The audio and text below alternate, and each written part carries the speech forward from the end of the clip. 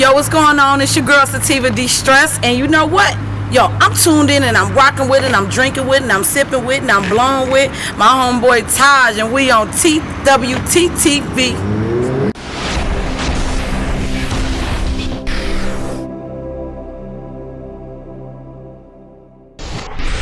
Miss Stress, what's going on with you? Oh, you know, cooler, well, burning. Yeah, you got me out here. We ain't gonna tell the location that we at, but you got me out here in the hood somewhere. Thank God I ain't got no Becky on. Shit, I got the natural going on today. Hello. Now, for those who don't know, you're getting ready to leave for Atlanta. Yes. All right, Kelsey Nicole, she cut out to Atlanta. Many have left the city and relocated to do bigger things. What was the reason? Why are you leaving now? Honestly, I'm leaving that. I'm not just leaving that, I'm leaving Indiana in one whole. You know what I'm saying? I've been living here all my life. This is my stomping grounds. This is what I've been doing. And you know what? I feel like it's time for me to take my talent and it's time to move on. You know what I mean? Everything comes to an end. My run here has ended. So it's time for me to take what I've learned and what I've accomplished and what I've acquired and take that knowledge and soar. You know what I mean? And see what else is out there. So when you said your run has ended at Nap, why has it ended in Nap? What happened in the city of Nap or Gary, where you're from originally, to where you said you had to take your talents down to South Beach? I personally feel as though, like, you know what I'm saying, my resume speaks for itself. I've done a lot of work out here, and I've done a lot of it without a team. You know what I mean? Without any type of major funding. I've always been a hard worker when it comes to supporting and pretty much financing my own shit. So with that being said, I just kind of felt like I really didn't get the help that I needed. And if I did get the help, it really only got me within 465. Nothing ever really took me outside of the city. You know what I mean? I actually did that on my own, networking on my own without having anybody. So with that being said, you know, jet life, you know what I mean? That's who I'm going down there to Atlanta to see, and that's who's going to take me to the next plateau. So you dropped The Rain, mixtape, DJ Tango. What was how do you feel like the city treated you when you dropped that? Because you've been, honestly, I feel like you're one of the top lyrical MCs in the city. Always have been. You've always had the ability to, outdo everybody else. As far as, females, as far as, being able to hold it down. So tell us about the Rain mixtape and how that separated you from the competition. Well, basically the Rain mixtape, shout out to DJ Tango for, mixing that for me, just on the strength and on the love. Basically what it separated me from everybody else is the fact that I came more lyrical with it. I wanted to show that I'm not only a standard female rapper, you know what I mean? I am a songwriter, I'm a lyricist, you know what I mean? And I wanted people to be able to take this journey with me, you know what I mean? The Rain is not technically about me doing a takeover, it has nothing to do with that. I feel like that we need more female rappers out here, it's not like that. The Rain is basically kind of opening up that door so people could really see who I am as an artist and what goes through my mind in the creative process. So it's more so like a journey. And the journey is, of course, going to the throne, but you know what I mean? Like, it's just, I wanted people to be able to kind of identify with me as not only a lyricist, but as a person who has, a lot more charisma when I rap. So it went like that, and I wanted people to kind of get out of the whole female twister thing, because that's all I've been getting called for a long time. So I wanted people to see a little bit more of what I could do as far as the songwriting process. Being from Gary and living in Nap, what's the difference as far as the support of the city from Gary to Nap? How's the music scene different in Gary and Nap? Well, the thing is that like I moved here when I was actually very kind of young. So a lot of my career really had jumped off from here. It started doing, little footsteps, so I can't really say how it was out there. But what I did like about Gary is that they had a lot of different artists and they all fucked with each other. Like where I come from in East Chicago, we had the Grind family and then we had 50-50, you know what I'm saying? On their albums, which was so monumental in my hood, you know what I mean? Like they fucked with each other, you know what I mean? You seen Rick Gilla, you know what I'm saying, rapping with Popeye, and you know what I'm saying? Like these were two totally different hoods that were beefing at the time. So the unity was there. Like everybody supported everybody, and it's the same thing with Gary. Like Gary niggas roll with East Chicago niggas. East Chicago niggas roll with Hammond niggas. Like if you did music, you fucked with each other, unless some beef came, you know what I mean, and it probably fucked it up, which happened before. But as far as that, we had Live and Die and GI, you know what I mean? We had the Family Cartel, man. We had 50-50. We had the Grind Family. We had CCA. We had, you know what I'm saying, MCG. Shout out to Hit. You know what I mean? We had a lot of shit going on, and everybody rolled with everybody, and I don't see that here and now. I see a lot of people trying to race for the top. I see everybody want to be that one. And it's not gonna get us anywhere because everybody is still stars out in this motherfucker. If I can't go to East Chicago or Chicago and hear about your song and niggas know you, you only rocking in 465. Some people are comfortable with being local celebrities. I'm not comfortable with being a local celebrity. My talent and my charisma and my style and my swag is so much bigger than this little state that really don't want niggas here anyway. So to keep it all the way real, I mean it's time for us to unite. Like, it's so many. Do you think that'll ever happen? Hell no. Why do you feel like that? Because, man, motherfuckers is greedy.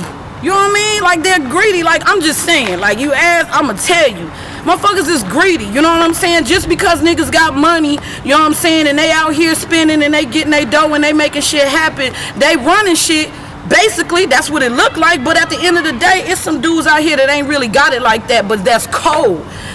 Instead of you being like, fuck that nigga, let me go ahead and just rap for my own clique, you should be like, hey, yo, that motherfucker cold right there. I fucked with what they doing. Holla at homeboy and let's go ahead and collab and let's get a hit going. Not just a regular punk ass song where you doing on your mixtape and the motherfucker sit and collect dust. Because I've been in that shit before, please believe it. A motherfucking hit that we both could come together with, we both could put our promotional game with, we both can invest our money into, and let's ride this motherfucker all the way out. Okay. All right. With that being said, you hooked up with you did unite with some fellow female artists in the city, Tidal and Lady Lavish. But what happened with that? What happened with the group?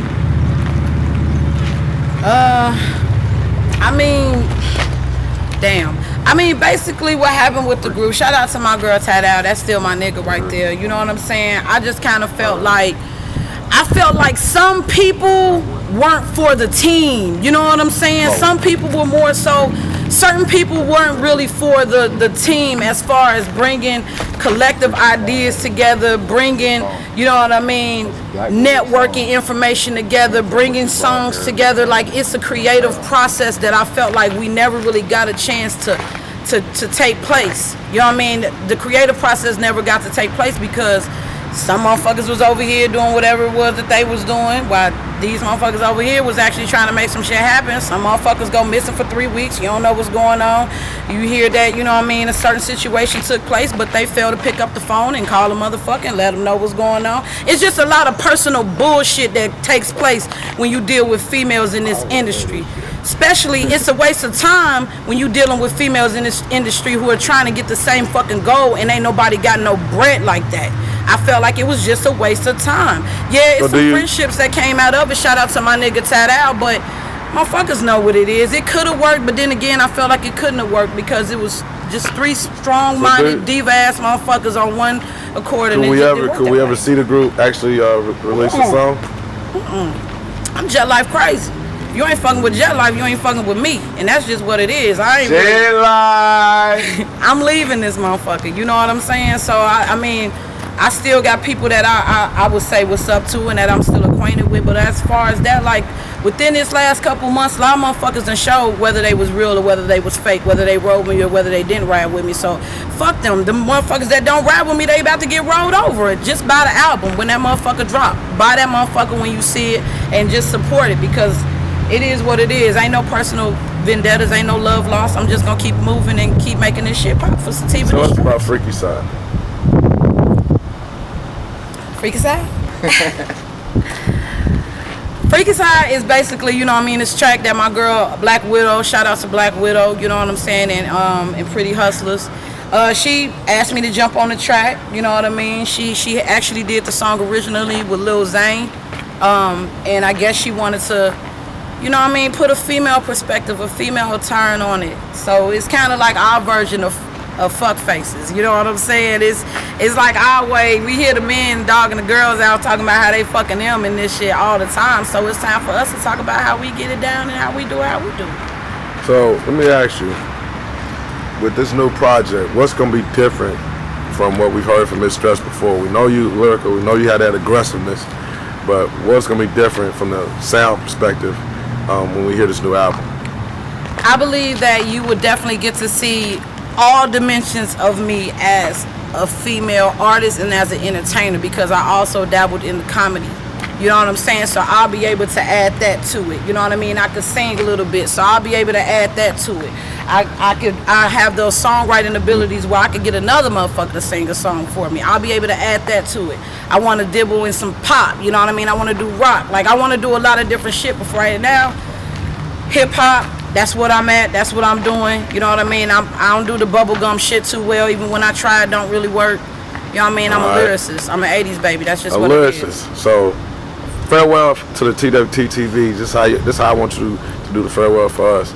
I need 8 bars. Right now. 8? That's it? I need 16. I need a freestyle 16 I got right something here. to say. I'm going to say this. They disrespecting while smiling all in my face. And I see just why they hating, but the faking is a disgrace. Put my heart up in this game cause this music beats in my chest. Middle finger to the rest, I'ma keep going to the end of my breath. So I'm making major moves like Serena out on the court cause I'm unstoppable. The fuck you bitches rapping for? Sleazy making it profitable. I'ma stay keeping it gutter, whole sexy and a nigga still love it though. Classy ain't never trashy, but spitting them porno nasty flows. Janet Jack me flows. Protein for your spleen, ma. Use a peasant, so prepare to kiss the ring, ma. A FMC, but you can hear the bone and jiggy in me. The pocket biggie that go twisted like I'm from the windy. I ain't even gotta brag about who the best is. You can keep your lane, I'm just gonna cruise it in my Lexus. This ain't the basic little dame spitting game. I'm about to put some stress in your brain, so peep the rain, yeah. Give a shout out real quick. Yo, shout out to everybody out here doing their motherfucking thing, man. Shout out to Jet Life, my motherfucking team. Shout out to my motherfuckers out here. My ladies, keep doing your shit. Miss Fee, I see you. Black Widow, I see you. Black Diamond, I see you. Telly, I see you. Everybody out here, get that motherfucking dud. I fuck with you. Chucky, work clothes, pick them up. Nelson, I love all y'all motherfuckers. And let's keep it going. Support your girl. I'm taking it.